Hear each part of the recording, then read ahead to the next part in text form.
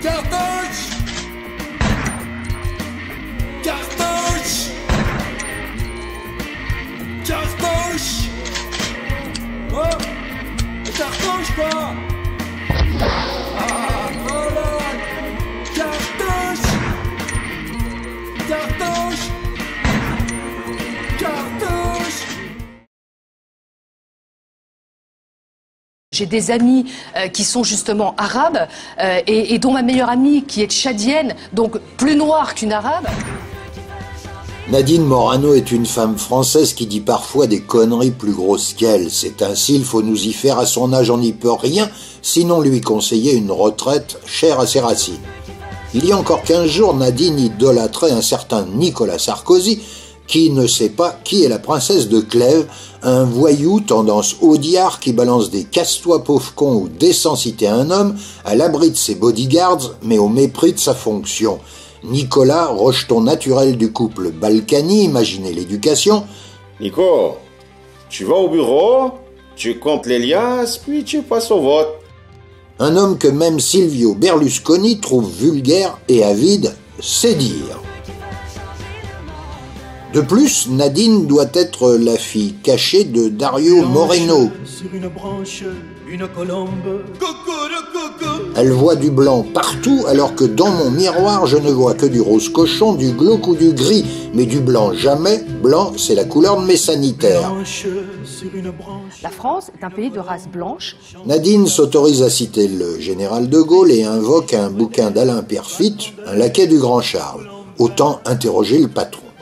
Pour moi, j'ai de tout temps, mais aujourd'hui plus que jamais, ressenti ce qu'ont en commun les nations qui la peuplent. Toutes étant de race blanche, de mêmes origines chrétiennes, de même manière de vivre, liées entre elles depuis toujours par d'innombrables relations de pensée, d'art, de science, de politique, de commerce. Il est conforme à leur nature qu'elles en viennent à former un tout, ayant au milieu du monde son caractère et son organisation. Il n'était pas crétin, le grand Charles. Bien entendu, il parle de race blanche, mais à l'époque, la science n'avait pas accompli de tels progrès sur la connaissance de l'homme. 80% des Français ont été élevés dans l'idée qu'il y avait une race jaune, une noire, une blanche et une arc-en-ciel pour ceux qui fumaient.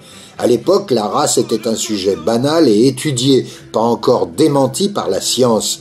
Jour après jour, grâce aux traces d'ADN, les scientifiques prouvent que la race humaine est une et indivisible et qu'il y a de grandes chances qu'avec Nadine, nous partagions le même ancêtre commun, un robuste africain qui a rencontré une ravissante néandertalienne avant de l'embrouiller dans la grotte de Lascaux. À l'époque de De Gaulle, voici ce que disait l'article 1 de notre Constitution. La France est une république indivisible, laïque, démocratique et sociale. Elle assure l'égalité entre tous les citoyens, sans distinction d'origine, de race ou de religion. Il y a 3 ans, les élus de la République se sont rendus à l'évidence, la race humaine étant une et indivisible, aucune distinction n'était possible. Alors que, chère Nadine, on peut être d'origine distincte ou de religion distincte. Qu'une élue de la République ignore une telle modification de notre Constitution paraît remarquable. Donc Nadine doit choisir, soit c'est une andouille, soit c'est une révisionniste. S'il te plaît Nadine, choisis l'andouille. Bonne chance.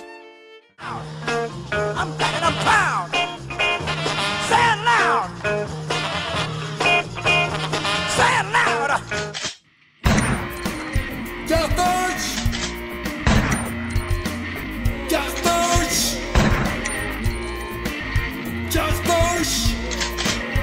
Oh! Cartouche quoi!